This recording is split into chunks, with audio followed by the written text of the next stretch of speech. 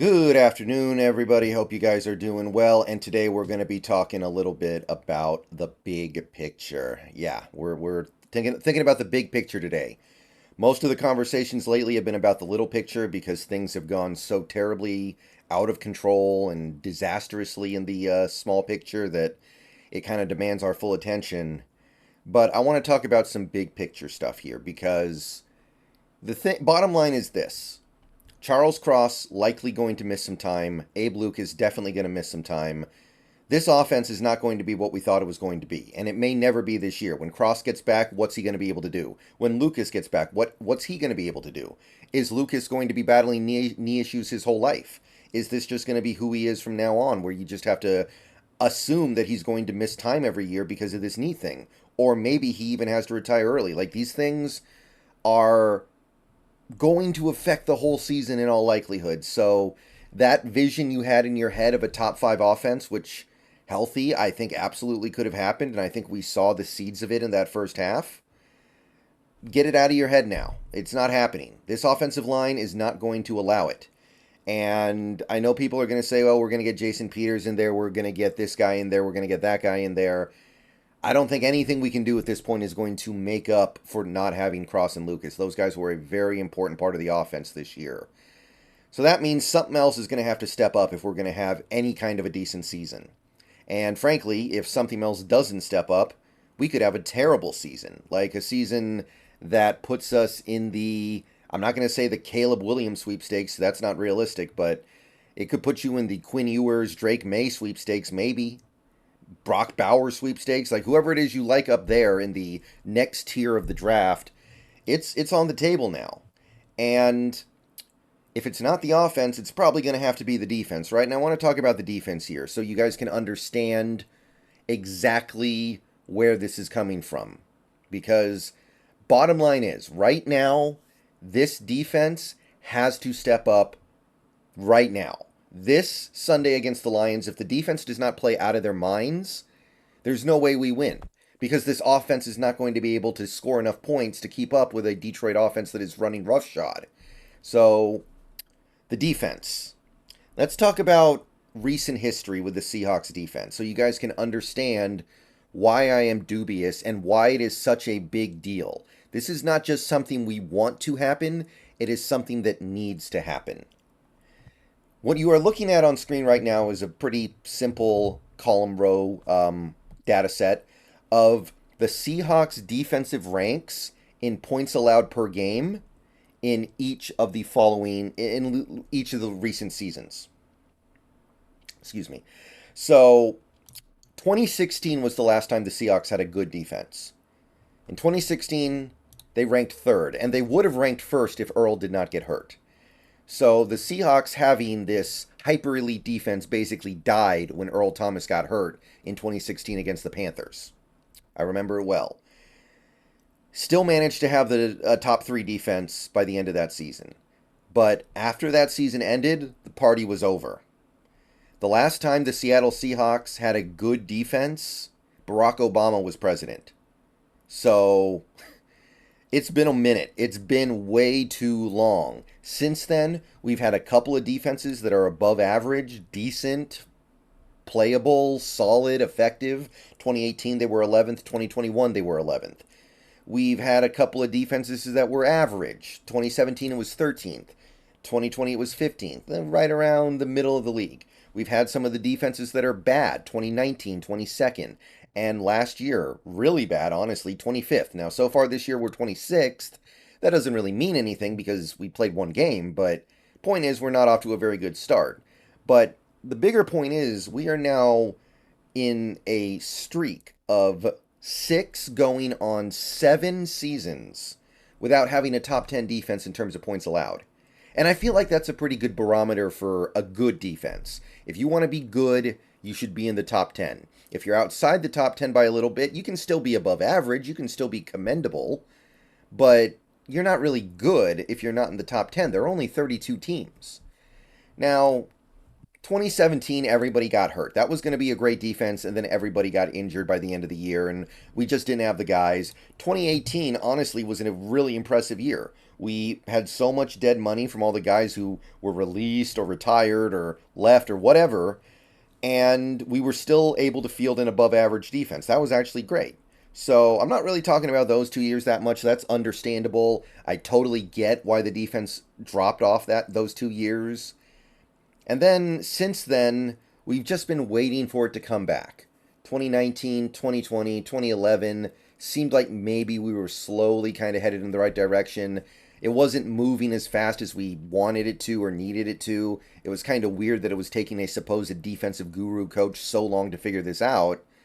But maybe we were kind of headed in the right direction over that 3-year span, and then last year it's worse than ever. And through one game this year, it's just as bad. So I want to really illustrate why this is so unacceptable, because just looking at these rankings is one thing, right? You can look at that and say, oh, that's not very good. That's not really what you want to be doing with a supposed defensive guru coach, but it's not just the rankings. I put together this sheet over here to talk about investment. I labeled this one defensive investments. I want to talk a little bit about defensive investments that this team has made over that period of time. The period of time when essentially they're trying to replace that old great defense. They keep a couple things from it, but that great defense that was anchored by Michael Bennett, Cliff Averill, Bobby Wagner, KJ Wright, Cam Chancellor, who was that? Earl Thomas, Richard Sherman, except those guys. You're trying to, once this year starts, basically the 2017 year starts, you're starting to figure out, how do we replace these guys? How do we replace these guys? What do we do to make our defense great again after these guys are gone? So let's start with draft picks. Let's just start with the draft picks. Since 2017 being the first year in that run of not good defense, you spent picks, non-trivial picks. These are not 6th round, 7th round flyer picks. These are picks of real value on Malik McDowell, Shaquille Griffin, Lano Hill, Nazir Jones, Tedrick Thompson, Rasheem Green, Shaquem Griffin, Trey Flowers, LJ Collier, Marquise Blair, Cody Barton, Ugo Amadi, Jordan Brooks, Darrell Taylor, Alton Robinson, Trey Brown, Boye Mafe, Kobe Bryant, Reek Woolen, Tyreek Smith, Devin Witherspoon, Derek Hall, Cameron Young, and Mike Morris. So you have spent a boatload of draft capital over the last several years trying to find the new good defense. Some of these players ended up being good. Some of them ended up being great. But what is it for if it's not part of a great defense? What is the point if you spend all that capital, all that investment on defensive players, give them to your defensive guru coach, and he can't put together one good defense over a 6-year going on 7-year long span? So that's the problem here. We keep investing stuff into this defense. We keep spending the money, spending the draft capital, spending the draft capital to bring in new players that our defensive guru head coach wants to build his defense around, and the results just have not been there for way too long. And that's just draft picks, guys. That's just the draft picks, like 4 first, 5 seconds, 5 thirds, 5 fourths, and 5 fifths. That's just the draft picks that we're talking about here. Money. Let's talk about some of the guys we've spent non-trivial money on, like contracts that are not just vet min plus, or throwaway contracts on a guy in the middle of the season for like a few $100,000. Real money. Guys that we have spent real money on. Bradley McDougald, $13.5 million. Justin Coleman, $2.9 million. Barkvarius Mingo, $6.8 million. Shamar Stephen, $2.1 million. Bobby Wagner, $54 million. Some of these are extensions, by the way, guys. I understand that, and I think you guys get it. The point is, you're spending money on defensive players. KJ Wright, $15.5 million. Ezekiel Anza, $9 million. Michael Kendricks, 4.5 million. Al Woods, 2.3 million. Quentin Jefferson, 2 million. Jaron Reed, 23 million. Benson Mayowa, 3.1 million. Jamal Adams, 70.6 million. Carlos Dunlap, 13.6 million. Poona Ford, 12.3 million. Benson Mayowa, 7.6 million. Kerry Hyder, 6.8 million. Al Woods, 2.5 million. Quandre Diggs, 39 million. Uchenna Nwosu, 19.1 million. Brian Monet, 11 million. Quentin Jefferson, 9.5 million. Al Woods, 9 million. Sidney Jones, 3.6 million. Draymond Jones, 51.5 million. Uchenna Nwosu, 45 million. Julian Love, 12 million. Jaron Reed, 9 million. Bobby Wagner, 5.5 million. Devin Bush, 3.5 million. That is the money you have spent to either bring in or retain players on this defense. This is just the defense over the last several years. And I know these players haven't gotten all of this money because it's not all guaranteed. They don't get all of it, but they get, I'd say on the whole, they get most of it. $470 million you have spent on contracts for defensive players over the last several years when the defense just hasn't been able to get back to that point where it's even good. Forget elite, forget great. We just want good. $469.8 million on contracts going to defenses that are not that good. What about the trades? Don't forget the trades as well. I know that there's not nearly as many as the draft picks and the contracts, but Sheldon Richardson, second-round pick plus Jermaine Kearse. Jadeveon Clowney, third-round pick, Jacob Martin and Barkvarius Mingo. Quandre Diggs for a fifth. Jamal Adams, 2 firsts, a third, and Bradley McDougald. Quentin Dunbar, a fifth-round pick.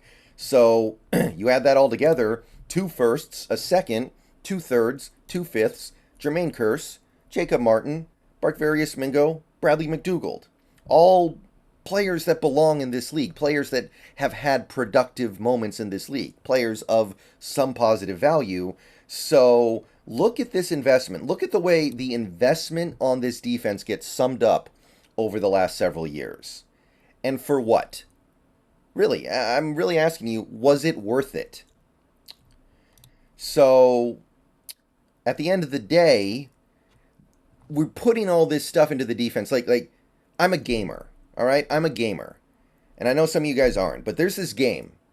It's called Star Citizen. And if you haven't heard of this game before, basically it was announced 13 years ago. Dev Studio said, we're going to make a game called Star Citizen. It's going to be the greatest game ever. Here's what it's going to be like. It's going to play like this. People got really excited for it. And then they launched a Kickstarter to say, we need funding so we can make this game. Give us your money so we can use it to make the game. And over the last 13 years, these devs have taken the money, taken the money, taken the money, taken the money, taken the money. No game. There hasn't been a game yet. There's been early access. There's been some initial early access releases. There's been a little bit of information. They've done a little bit of demo stuff, but there's no game. I read an article the other day that Star Citizen has now been funded $600 million. So investors have invested $600 million into Star Citizen and gotten essentially nothing out of it. Do you see where I'm getting at here? Star Citizen is one of the biggest jokes in the world of video games right now. People bring that up as a laugh. It's like BitConnect. It's like one of those crap coins in crypto where they just take the money and they don't produce anything. So is this defense Star Citizen? Is Pete Carroll, the lead dev of Star Citizen, taking the money, taking the draft picks, taking the assets, and then producing nothing? By the way, this is just draft picks and money and trade stuff. This doesn't even account time spent, which I would argue is just as important as these things. Like, think about this for a second. Let me take a player, for example, Trey Flowers. Trey Flowers. Not a player who did a lot here, but when you look at it, you might go, okay, he was a 5th round pick, didn't make very much money here, was really cheap, and we got 2 decent years out of him, and then he fell off. That's worth it. That's okay. Right? We got our money's worth out of Trey Flowers because he was only a 5th round pick. But it's not just the draft pick. It's the time spent developing that player.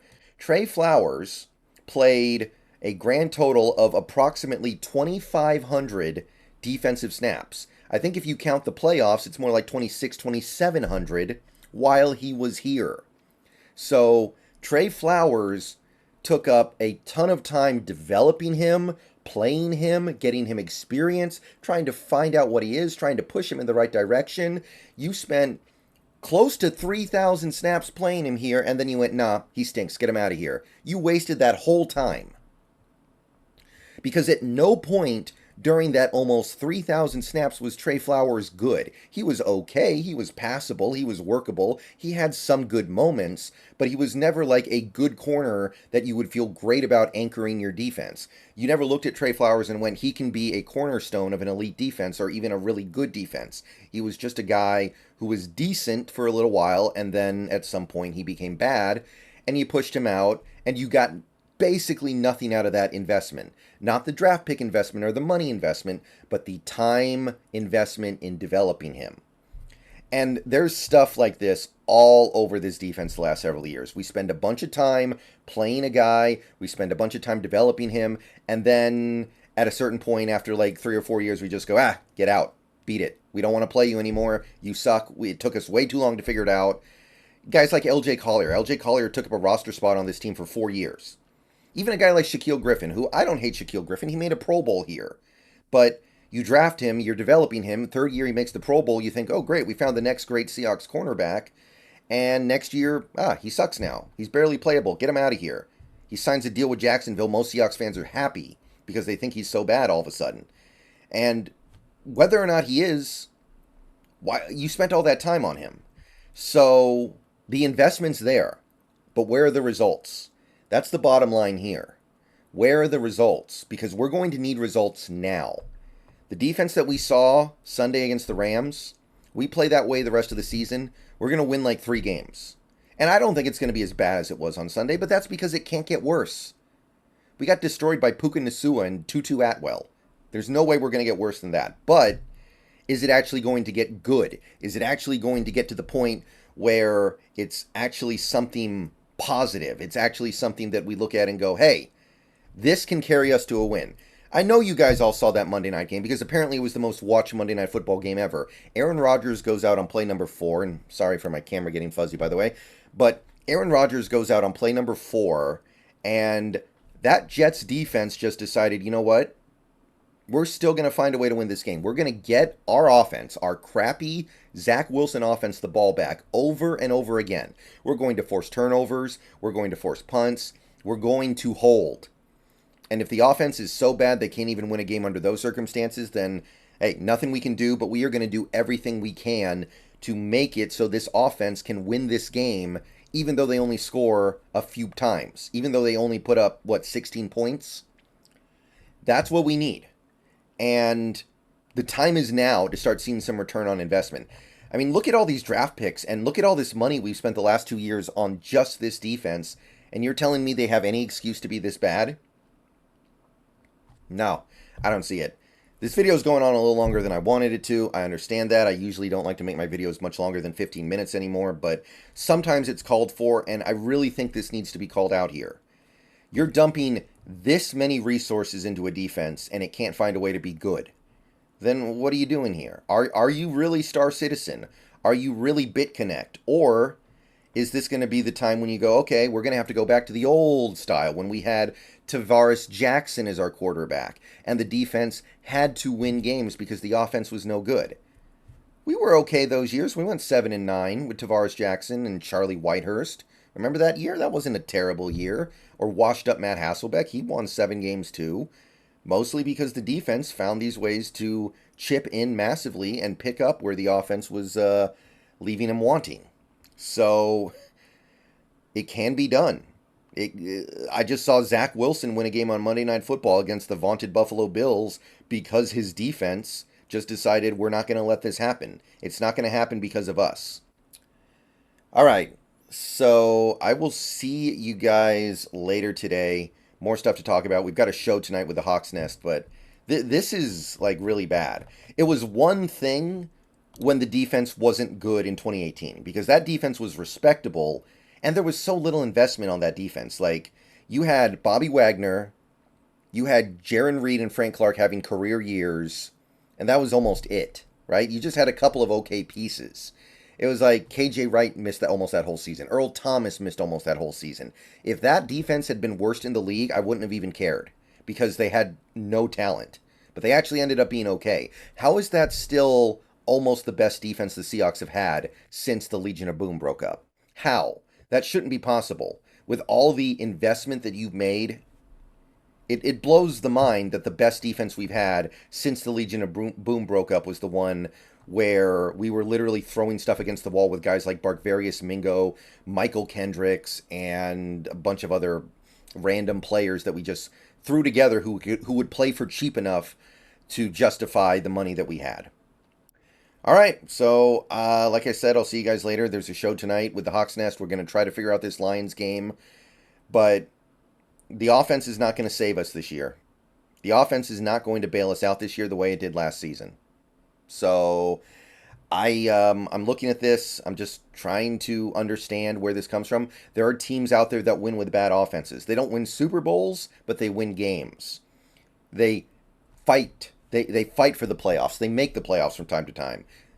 This team could do that if the defense starts playing like a defense that has had this much invested into it over the last several years. See you guys later.